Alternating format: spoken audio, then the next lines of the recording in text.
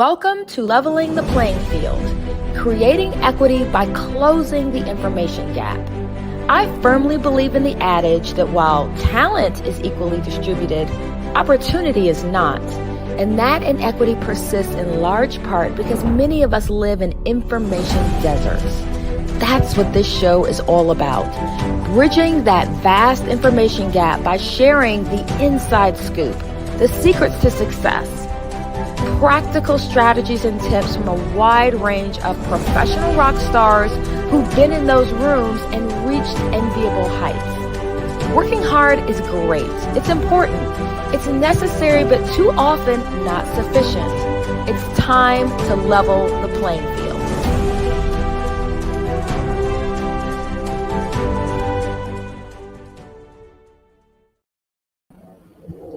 Hello, hello, hello. I am so excited to be here. Please let me know in the chat where you are joining from. Let me know. Thank you for loving the intro video. I used the designer on Fiverr. He was amazing. So if anybody wants his information, please just DM me. But let me know in the chat where you are joining from. And I'd like to do this.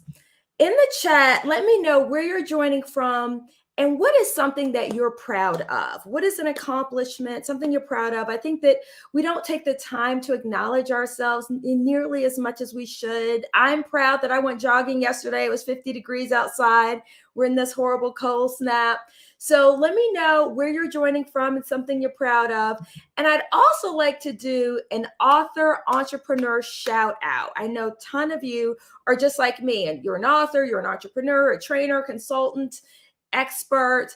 But if you are an author or a business owner, please let us know what your book is and let us know what your business is. You never know. This might be where you find your next client or somebody interested in your book. So please let us know. Okay, so we've got people from all over. Thank you so much for joining from the UK. Ria, I am in the ATL as well. So we may need to chat afterwards. I'm in the ATL as well. Thank you so much, Dan. Thank you so much for joining. Candace, thank you for joining. I am so excited to be here. And so I think we've got one here. Thanks for sharing your information again. Oh, Crystal, where's Crystal? Your upcoming book, Crystal Clear Project Management. I didn't even know about that. Crystal is a project management OG from back in the day. And actually that reminds me, we need to catch up. Love to shout you guys out. Tamika, I'm not going to read the title, but I love that. I think we need more of that. London. So I want to launch right in because I know we've got so much to cover. But I want to start with a bio, because I know that many of you don't know me from a can of paint.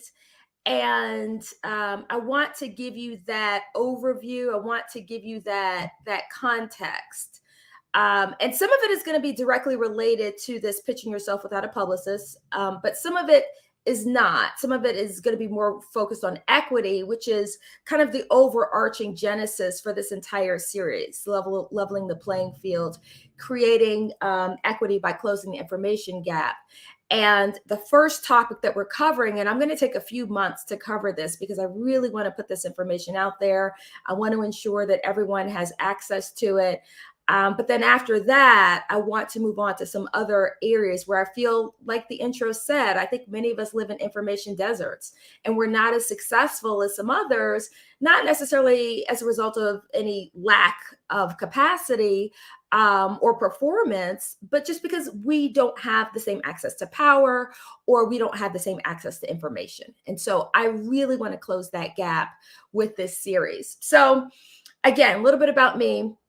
I've been a corporate trainer and speaker for 20 years now, speaking and training on a wide range of topics, project management skills, leadership. I wrote a book about managing up in 2019, team building, collaboration, lots of traditional professional development topics, meeting facilitation, running effective meetings. So lots of those topics.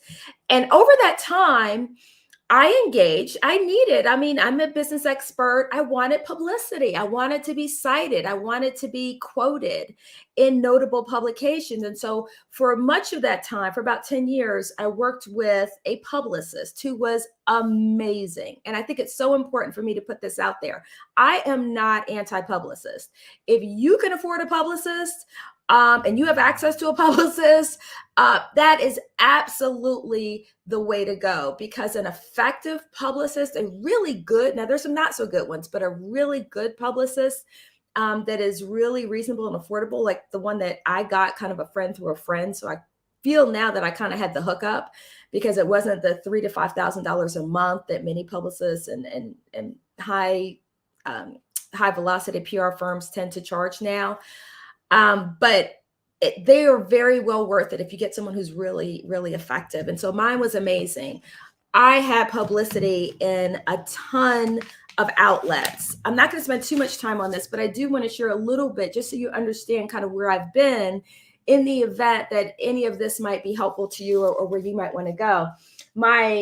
Probably my biggest win early on, this was back in 2012. I was a trainer for meeting facilitation. I even had a DVD back in the day about meeting facilitation skills. And I talked about 4 difficult meeting personalities.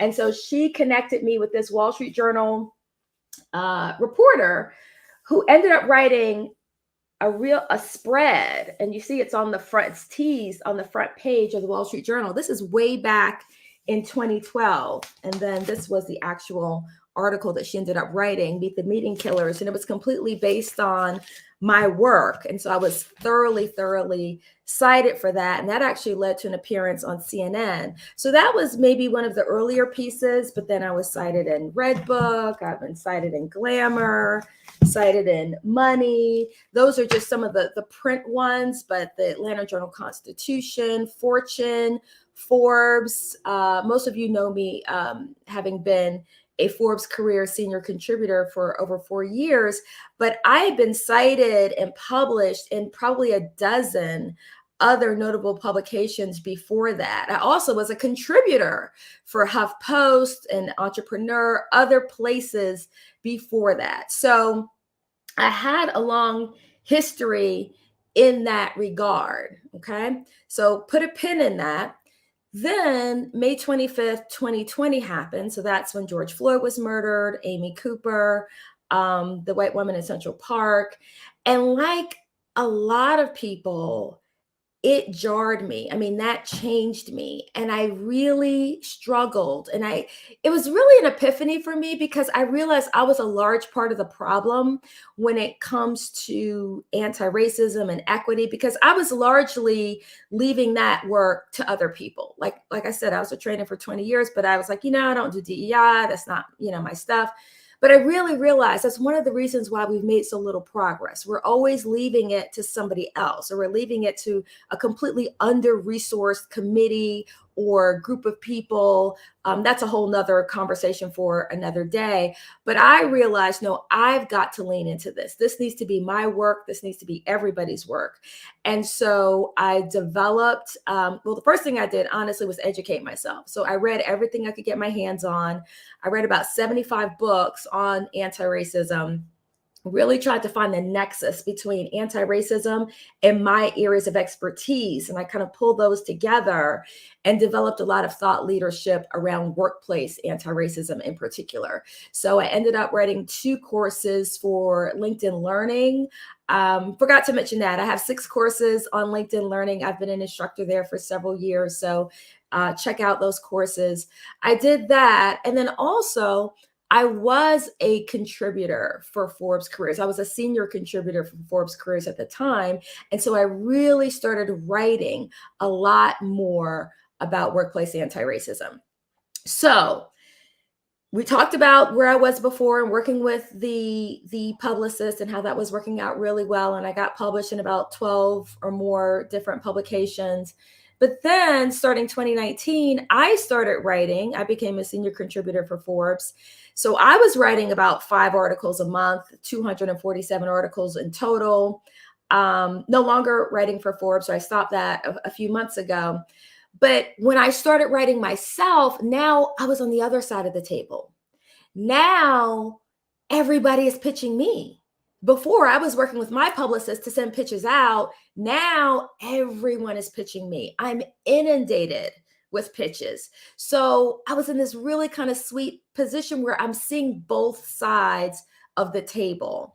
And that was really the genesis. That is why I decided to write this course, because what would happen is I would again be inundated with pitches, and then every now and then I would get a like I wouldn't even call it a pitch because I don't think they knew that they were pitching me, but I would get somebody reaching out to me on LinkedIn saying, "Hey, I've written a book.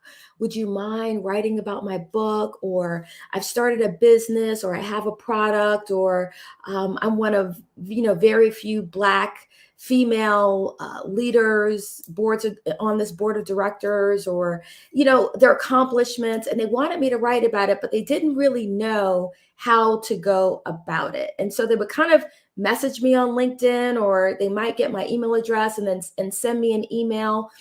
And I would really go out of my way to reach out to those people to try to kind of pull that information out of them. And I really felt like this was a huge inequity, because it was very clear to me that publicity, promotion, exposure, amplification had a lot more to do with your ability to be represented by publicists than your own merit or capacity. And so for me, after I resigned from Forbes, I felt very strongly that I wanted to develop a course, because what I was doing was I was trying to help people one-on-one. I was emailing them sample pitches, and I was like, no, let me develop a course that really coaches and teaches people how to pitch yourself without a publicist. And so that was kind of the genesis. And in addition to that, of course, we're going to talk today. I want to give you a ton of great information. If you feel like, this was great, but I need a deeper dive, you certainly can check out the full course. And let me try to put up, I tried to make a QR code. I'm not sure if that's going to work or not, but there's a QR code if you want to check out the full course, because I know these, 30, 40 minutes are going to fly by. But as I said, we are going to cover this in multiple months. So don't feel like today is the last opportunity. So with that, let me just jump right in. First myth. I'm going to talk about some myths today, but I also want to leave you with an outline for a great pitch. Okay. I want you to leave today with the full outline. So be sure that you hang on so that you get an outline for a great pitch. So myth number one is you must have a publicist to get great publicity. Absolutely not. I am probably most proud of the articles that I wrote where people reached out to me directly without any sort of representation, and I just worked with them directly. Now, granted, I had to do more work. I had to pull the information out of them because they didn't have representation, and they didn't quite understand the pitching process. This is why I developed the course. But you don't have to have that. In fact, I spent tens of thousands of dollars with a publicist. And I think some of that certainly was well spent, but I wish I knew earlier that you didn't necessarily have to have a publicist. Myth number two, just plugging away, doing amazing work and waiting to get noticed and thinking that that's a great strategy. It's not a great strategy. I think in particular, people from historically marginalized communities and women tend to fall into this trap of just thinking, oh, if I just do amazing work and put out books and get another degree and get promoted, certainly I'm going to get the acknowledgement. I'm going to get noticed. I'm going to get those calls to be an expert source. And oftentimes that does not happen. And so, what I want to leave with you, if you're looking at other people who are getting quoted in these publications, and you're assuming that they're better, they're smarter, they're more sophisticated, they're probably not. They just probably have a publicist and you may not. Or they're just being proactive, doing a lot of the things that I'm going to be talking about, and you maybe haven't learned how to do those. So I really want to dispel both of those myths right away. Now, I will say I have down at the bottom my disclaimer that obviously my views and opinions are completely not representative of any organization, any media organization, or any publication. I'm speaking solely from my own experience and not representing any particular organization. So with that, let me also encourage you, send me your questions, because as we go through this, I'm going to be giving you lots of great information, but I do want to see where you're stuck. I don't want to jump ahead. If I've jumped over something and not explained something well, I want to be sure you get that. So go ahead and put those in the comments. I will try to go back and forth and be sure I'm covering as many questions as I can. So go ahead, don't be shy, put those in the comments. So let me start with, this is the bulk of what we want to cover today, sample pitch outline. And this is not set in stone. There's not one specific way that you write a pitch. It depends somewhat. It's somewhat situational, so it depends on your particular case. But I would say most strong pitches are going to have these 5 elements.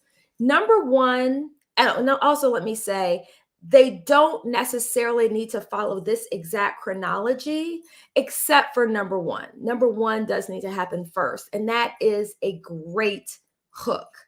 This is something that most, I'll say amateurs, non-publicists or PR professionals don't, and even some of them I think don't quite get it. Sorry, I got to get my dog. She has to be in my lap at all times. But having a great hook is absolutely critical, because most people really have the wrong mindset when they think about this. They think to themselves, oh, I've written this book, it's amazing, it's transformational, or I'm having this event come up, or I've built this business, I have this service, I have this product. They're focused on themselves. Understandably, I get it. They're focused on themselves, but they make the mistake of pitching from the perspective of them and what they want to sell, okay? When someone is trying to sell you something, answer in the comments, what do you think your natural response is? I know when I feel like somebody's trying to sell me something, I'm running in the other direction. You just don't tend to respond well when you feel like you're being sold to. So you want to try as much as possible to not do that. I want to be sure that can someone type in the chat? Because the chat stopped for a minute, and I want to be sure that okay, great. I see some people coming in. All right, so that's wonderful. So instead of focusing on what you want, that can come later in the pitch, I promise you. So big mistake that I see a lot of people make is they start out with their bio and they are trying to convince me how wonderful and amazing they are. But before that, you need to develop a hook. You need to get me interested from some reason. You might ask a jarring question. You might cite a surprising statistic or a study. Did you know that? I remember one of the stats I think I talked about in the course was there was only for most of the Fortune 500, there have been no Black female CEOs. I think right now there are 2. But, a compelling statistic. It could be an anecdote. I remember one of my courses, I started with this compelling anecdote about this guy who had built this amazing business, but he had really kind of grown up in the hood and he had sold drugs and he just had this amazing story. So you need that hook. You really, really do need to hook them with something right away. And you need to be focused early on what they care about, not what you care about. Think about when you get junk mail in the mail. When I go through my junk mail and I say, oh, there's a furniture sale. I don't say, oh, well, I'm not interested in buying furniture, but let me look through this. Let me see. This sale looks really interesting. Guitar lessons. I'm not interested in guitar lessons, but let me look through and see. Oh, wow, this is great. Let me read about the instructor for the guitar lesson. No, I throw it in the trash because I'm not interested.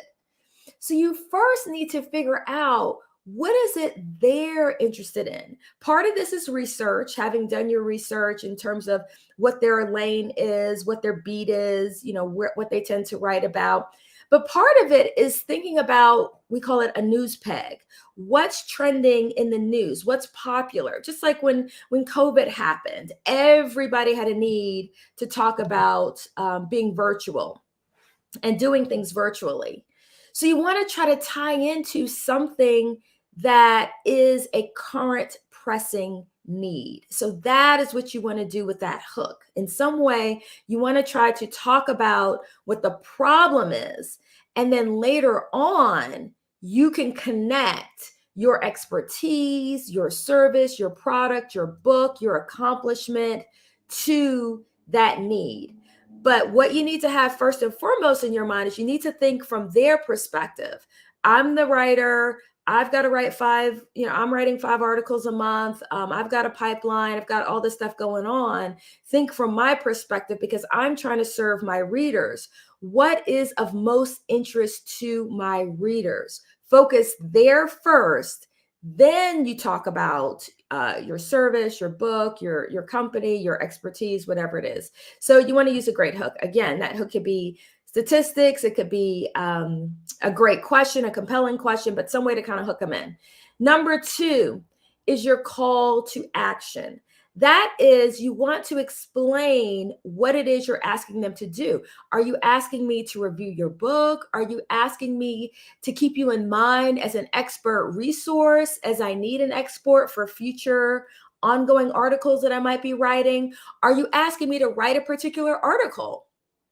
And if you are, another tip, give me a sample headline. One of the things that was hardest for me as a writer was coming up with my own headlines. I loved it when people would actually make my job a little bit easier and give me some sample headlines.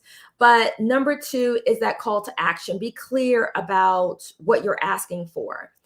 Number 3, this is the bulk. This is where you want to share your main idea. If you're advocating, maybe you're a therapist and you're talking about the benefits of meditation for children, you want me to write an article about that. Or maybe you want to talk about the risks of AI in healthcare. This is where you're going to give me that bullet list. You're going to say, hey, during an interview, I can be interviewed and I can share information and expertise on these topics. Or these are some of the pressing questions that I can answer for your readers. So you want to give me that bullet list. This is kind of where you put the meat. Number 4, compelling supporting data. This probably won't be its own specific section, but you might be sprinkling this throughout. So for example, in number 3, the main idea, if you have some compelling data, if you have some statistics, maybe in number 1, in the great hook, you've got some statistics, go ahead and hyperlink them. Don't make me do the work of asking you, what is your source for this data? You go ahead, hyperlink it. Tell me the study. If there's another article that talks about this, it's a great resource. A link to the article, but give me that compelling supporting data to support everything that you talked about thus far.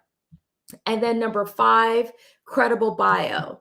This is a great example.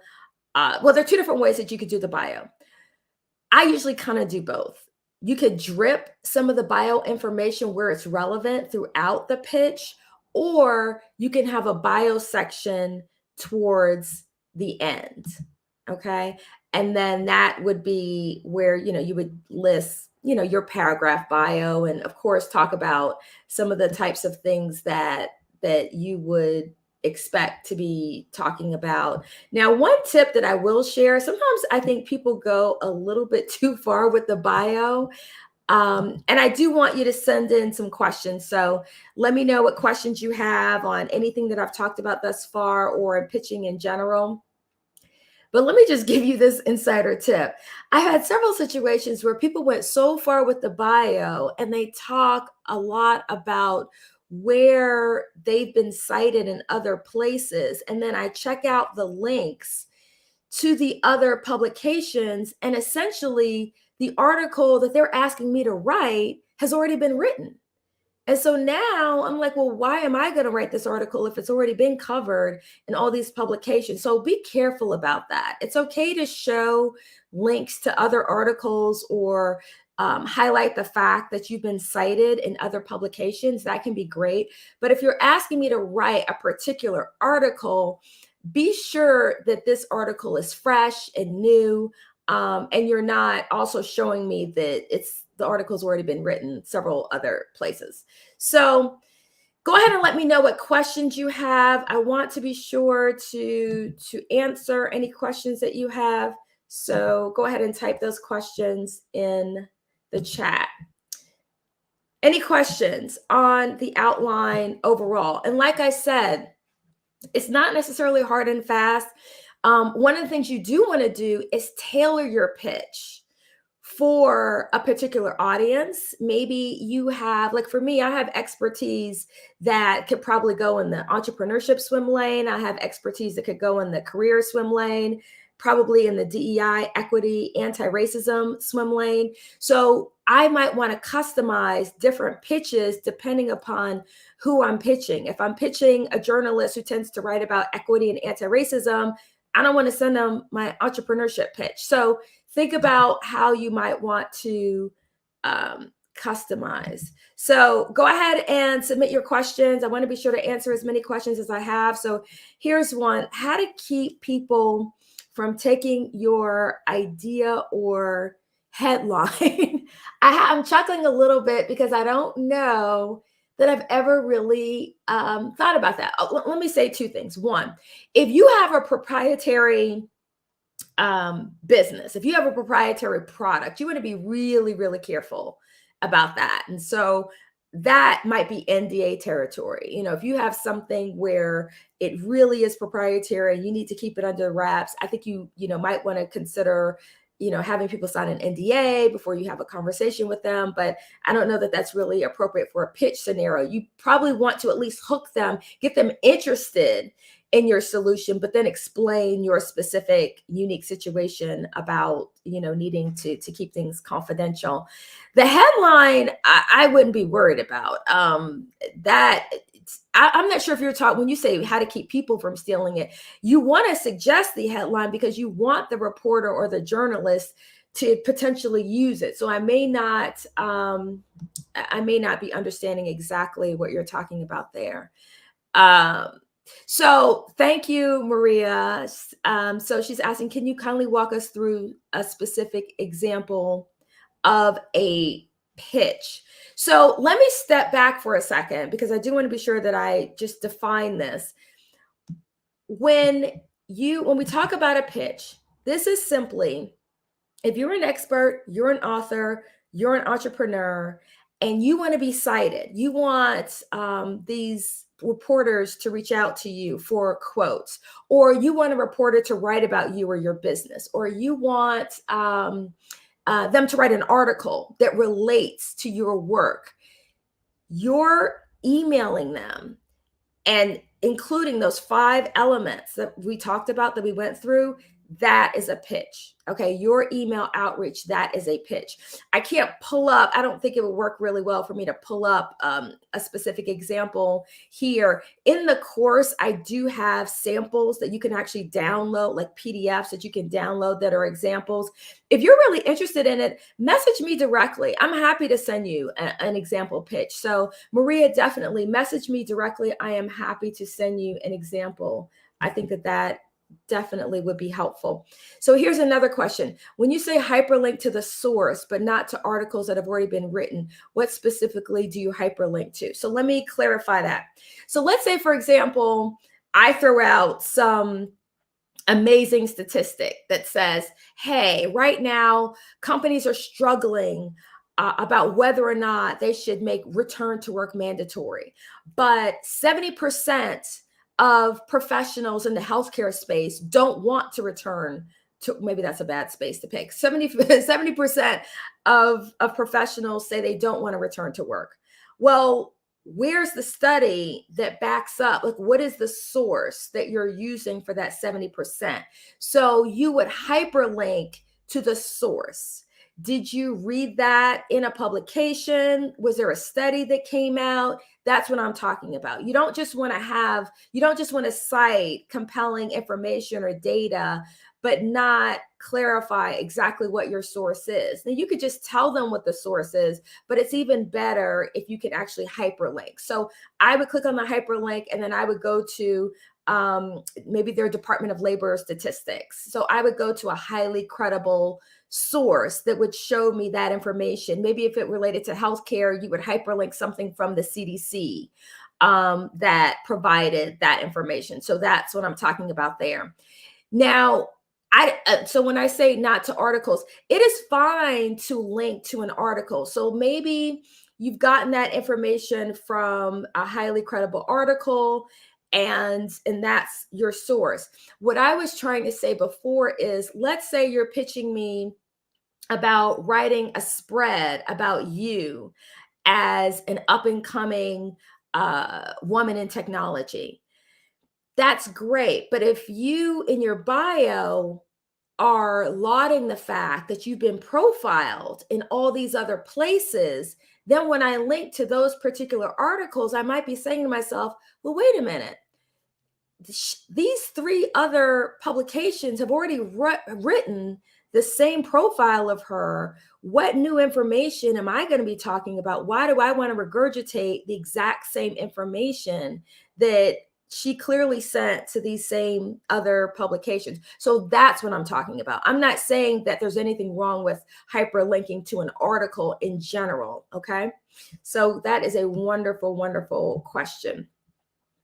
Okay, so I love this, Tamika. How do we even find people to pitch to? And this is something that we probably need to cover maybe in our next session. So please keep the questions coming, because I'm going to tailor content for the next several sessions. Join me. I'm going to be here first Thursdays monthly for the foreseeable future. First Thursdays at noon Eastern time. So the next one I think is going to be on December 7th. So how do you even find people to pitch to? Decide who your audience is, okay? Who is your audience, and then what do they read? So once you figure out, you say, well, you know what? My audience is entrepreneurs. So they read Entrepreneur and entrepreneur.com. They might read Forbes. They might read Fortune. They might read Fast Company.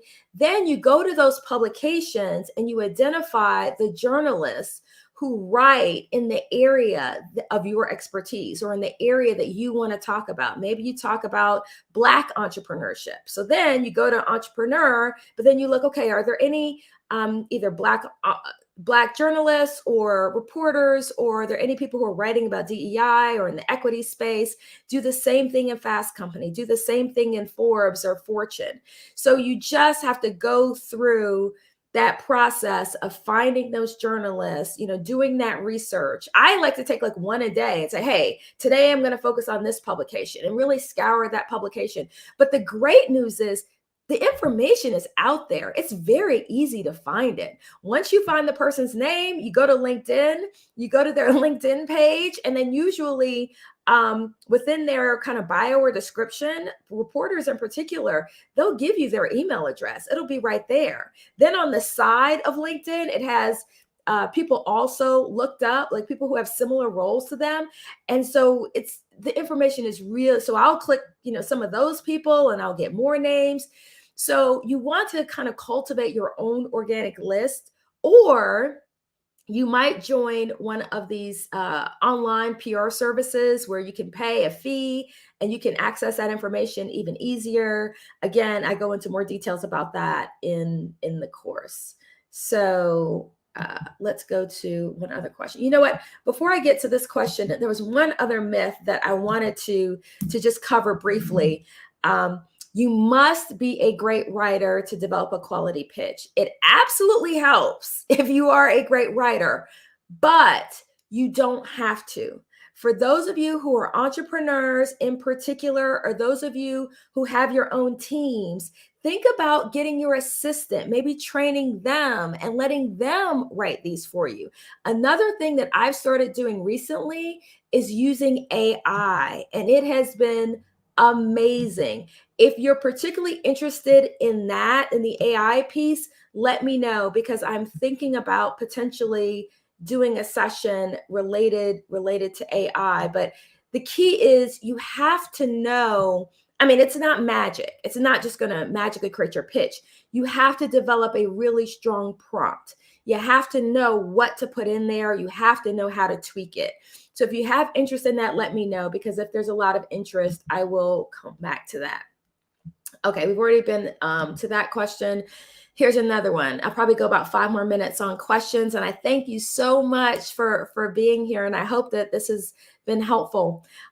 What if they would like multiple exposures and want the article in your media as well? Is this a no-no? I'm not sure I fully understand that question. I'm sorry, I don't think I fully understand that. If you would maybe expound upon that, that would help me.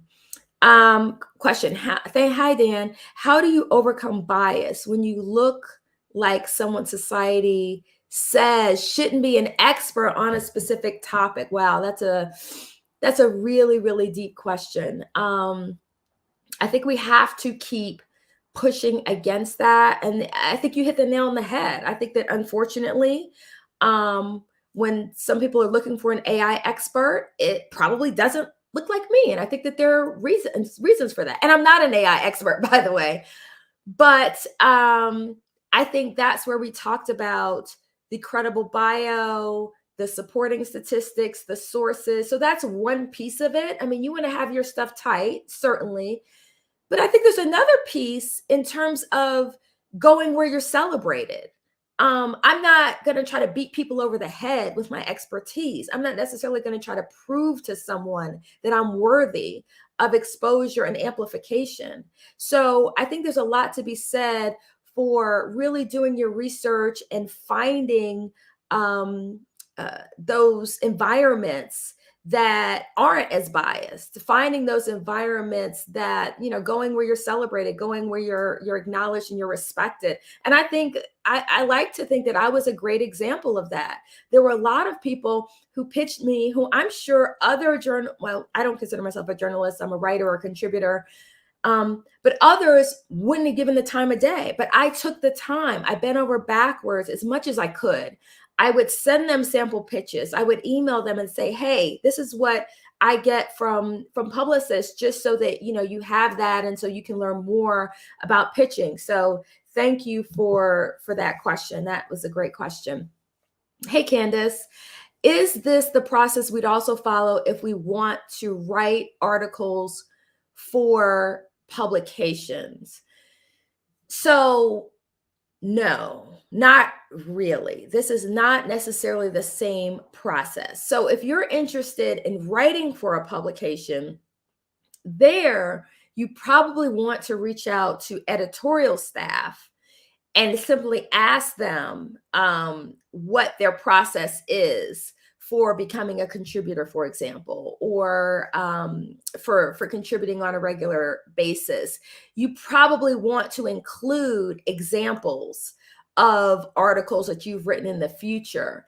When my process with Forbes, for example, my publicist got me an interview with them. And I will say, I think the most important part of that interview was when they asked me, where else have you written? Give me examples, send me links to your other writing. So they really want to look at your body of work. They really want to see what your presence looks like on social media, how many followers you have, yada, yada, yada. But that, again, I can't speak for any particular media organization, you know, just sharing my own specific example. But I do think that would be a different process. And let me see if there's one last question. I wanted to keep I like this. I'm going to put this up here. I prevent people from stealing my website content idea by being unique. Only I write like I do. Yeah, yeah. So maybe you want to be careful about what content you allow other people to have and what content you keep for yourself. I love this question. What's the typical lead time we should keep in mind to send in the suggestion ahead of time? I love, love, love this question. It's 12:40, so this is a great place to end, but please keep the questions coming because I am going to look at all these questions to help me tailor content for next month. This is a great one. This is a huge mistake that so many people make. They would email me a week before, 2 weeks before, asking me to write an article. Like their book is launching in 2 weeks. And so they're emailing me, or they're having an event in 2 weeks. 9 times out of 10, it is way too late. If I'm writing 5 articles a month, I already have a pipeline of articles that I'm working on. So for me personally, and this will vary writer by writer. There's some people who might write with shorter lead times, certainly. But for me, it was safest if you would reach out to me about a month before. So if you're trying to target this for Mother's Day or for back to school or the end of the summer or Valentine's Day or whatever it is, I would say to be safe, you want to give 1 to 2 months lead time. And that's also a great element to consider for your hook. Remind them, hey, Boss's Day is coming up, or Valentine's Day is coming up, Mother's Day is coming up. Have you thought about this as a riveting piece for your readers? So keep that information front of mind for the people that you reach out to. One obvious exception is breaking news. I mean, if you're writing, if you're availing yourself, or if you're suggesting yourself as an expert for something that relates to breaking news, obviously that cycle time, that lead time is going to be really short. So that's one obvious exception. All right. So let me just stop there. Great questions. I thank you so much for being here with me. Please, here's a discount code. I forgot to talk about the discount code. So if you are interested in the full course, please use this discount code LTPF for Leveling the Playing Field to get 20% off the course. So please use that discount code LPTF to get 20% off. And hey, show up. Let's do this again next month. I will be here. I will be answering your questions, and we will be digging into more of this about how you can pitch yourself without a publicist, because you absolutely can do it. I did it, and you can do it too. Thank you so much for joining me, and I'm looking forward to seeing you all next month, December 7th. Go ahead and put it on your calendars. Thanks so much.